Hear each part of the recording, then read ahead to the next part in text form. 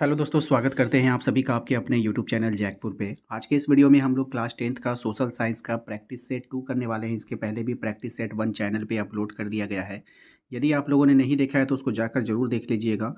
Video का link जो है आपको डिस्क्रिप्शन में भी मिल जाएगा, वीडियो के लास्ट में भी मिल जाएगा। तो चलिए शुरू करते हैं। और यदि आप हमारे चैनल पर पहली बार आए हैं तो प्लीज़ सब्सक्राइब करके बेल आइकन को जरूर प्रेस कीजिए ताकि आने वाली हर एक वीडियो का नोटिफिकेशन आपके मोबाइल पर चला जाए। सबसे पहला सवाल में आपसे कहा जा रहा है कि वह कंपनी जो अपने उत्पादन का नियंत्रण एक देश से अधिक देशों में करती है, क्या कहलाती है? यानी कि उस कंपनी का नाम बताना है। ठीक है, ध्यान से समझ लीजिएगा। उस कंपनी का नाम बताइए कि जो अपने उत्पादन का नियंत्रण एक देश से अधिक देशों में करती है। ऑप्शंस की अगर हम बात करें तो आपके पास ऑप्शंस है, सार्वजनिक कंपनी है, निजी कंपनी है, बहुराष्ट्र कंपनी है या फिर आंतरिक कंपनी होता है। तो इसका जो राइट आंसर है वो हो जाएगा आपका बहुराष्ट्र कंपनी। क्या हो जाएगा? बहुराष्ट्रीय कंपनी। अब यहाँ पे समझने वाली बात है, जब आपको ये कह दिया कि एक देश से अधिक देशों में, एक देश से अधिक देशों वाली बात आ गई है तो यानी बहुत सारे देशों में, है ना। जब एक देश से अधिक देशों में बात आ गया तो कौन से देशों में हो गया? बहुत सारे देशों में, बहुत से बहुराष्ट्रीय कंपनी। ठीक है, याद रखिएगा। अगला सवाल है ये हमारा, विश्व की किस संख्या ने व्यापार और निवेश के उदारीकरण के लिए एक विकासशील देशों पर दबाव डाला है? तो यहाँ पे संख्या नहीं होगा, संस्था होगा। क्या होगा बाबू? संस्था होगा। ठीक है, तो विश्व की किस संस्था ने व्यापार और निवेश के उदारीकरण के लिए विकासशील देशों पर दबाव डाला है?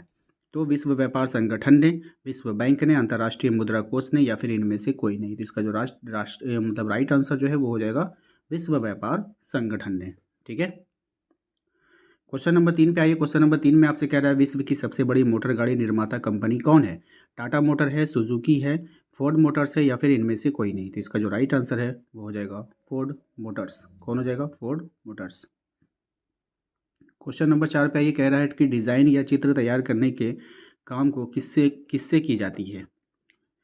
पेजर से, कंप्यूटर से, ई बैंकिंग से या फिर इनमें से कोई नहीं। तो इसका जो राइट आंसर है वो हो जाएगा ऑप्शन नंबर 2, कंप्यूटर से किया जाता है डिज़ाइनिंग का काम।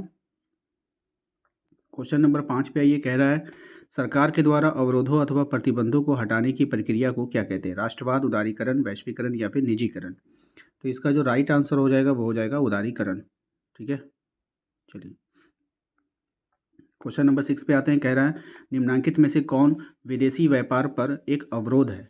सेल टैक्स, गुणवत्ता पर नियंत्रण, आयात पर आयात कर, स्थानीय व्यापार कर। तो इसका जो राइट आंसर हो जाएगा वो हो जाएगा ऑप्शन नंबर 3, आयात पर कर। ठीक है, अगला सवाल है हमारा, नई आर्थिक नीति कब बनी थी? तो नई आर्थिक नीति 1918 में, 1920 में, 1919 में या फिर 1991 में। राइट आंसर हो जाएगा 1991 में, ऑप्शन नंबर 4। क्वेश्चन नंबर 8 पे आइए, कह रहा है कि भारत में केंद्रीय बैंक का क्या नाम है? भारतीय बैंक है, भारतीय स्टेट बैंक है, केंद्रीय बैंक है या भारतीय रिजर्व बैंक है। तो इसका जो राइट आंसर है वो है ऑप्शन नंबर 4, भारतीय रिजर्व बैंक। भारतीय रिजर्व बैंक का मुख्य कार्य क्या है? तो ऋण प्रदान करना, विश्व बैंक से लेन देन करना, साख नियंत्रण या फिर इनमें से कोई नहीं।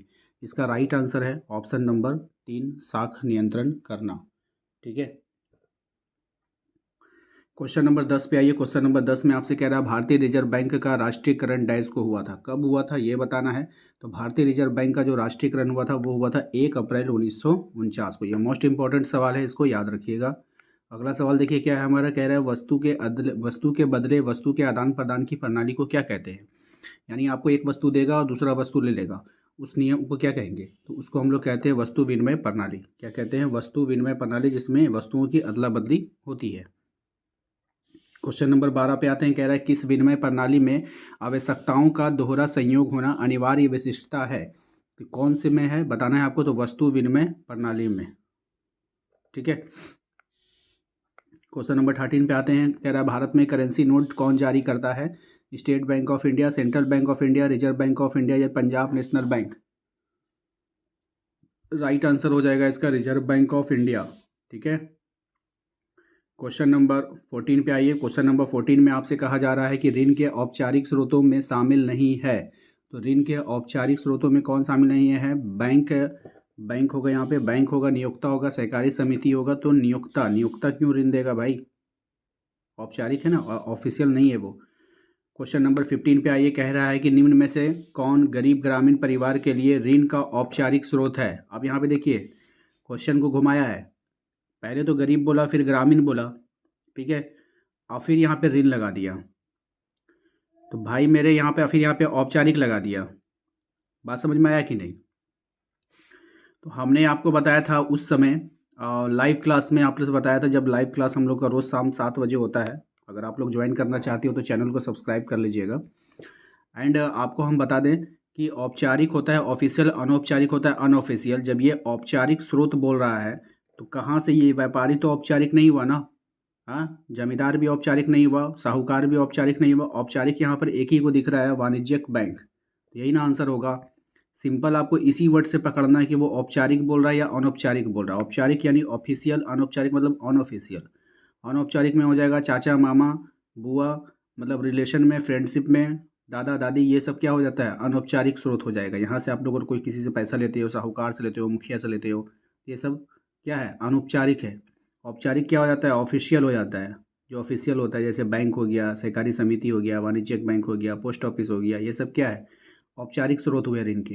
ठीक है, तो उम्मीद करते हैं आप लोगों को वीडियो अच्छा लगा होगा। वीडियो अच्छा लगा तो लाइक करके चैनल को सब्सक्राइब कर लीजिएगा, बेल आइकन को दबा लीजिएगा, ताकि आने वाली हर एक वीडियो का नोटिफिकेशन आपके मोबाइल पे चला जाए। मिलते हैं अगले वीडियो में। Thank you.